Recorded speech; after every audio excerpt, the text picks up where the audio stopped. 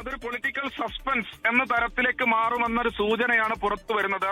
രണ്ട് പേരുകളുണ്ട്. അത് എം സ്വരാജിന്റെ പേരുണ്ട്. ഇത് കൂടാതെ പാർട്ടിയുടെ പൊളിറ്റ് ബ്യൂറോ അംഗം എ വിജയരാഘവന്റെ പേരും ആ മണ്ഡലത്തിലേക്ക് സംസ്ഥാന നേതൃത്വം പരിഗണിക്കുന്നുവെന്നാണ് മനസ്സിലാക്കുന്നത്. നേരത്തെ നമ്മൾ സൂചിപ്പിച്ചതുപോലെ തന്നെ നിലമ്പൂർ തെരഞ്ഞെടുപ്പിൽ അദ്ദേഹം ഒരു വലിയ റിസ്ക് ആണ് എടുത്തത്. അദ്ദേഹത്തെ നിർബന്ധിച്ച് മത്സരിപ്പിക്കുകയായിരുന്നു.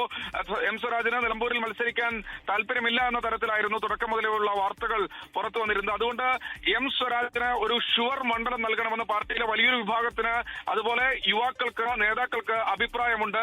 അതുകൊണ്ടാണ് കുന്നംകുളം മണ്ഡലത്തിലേക്ക് അദ്ദേഹത്തെ പരിഗണിക്കുന്നത്. സിപിഎമ്മിന്റെ സംഘടനാ ശേഷി ഏറെ ശക്തമായൊരു പ്രദേശമാണ് ഈ പറയുന്ന കുന്നംകുളം മണ്ഡലം. അതിൽ പോർക്കുളമടക്കം ഉള്ള പഞ്ചായത്തുകൾ ആ മേഖലയിൽ ഉൾപ്പെടുന്നുണ്ട്. സ്വാഭാവികമാണ് ആ മണ്ഡലത്തിൽ എം സ്വരാജ് വന്നാൽ വലിയ ഭൂരിപക്ഷത്തിന് വിജയിച്ചു കയറാം. അവിടെ നിലവിൽ ഇടതുപക്ഷത്തിന്റെ MLA തന്നെയാണുള്ളത്.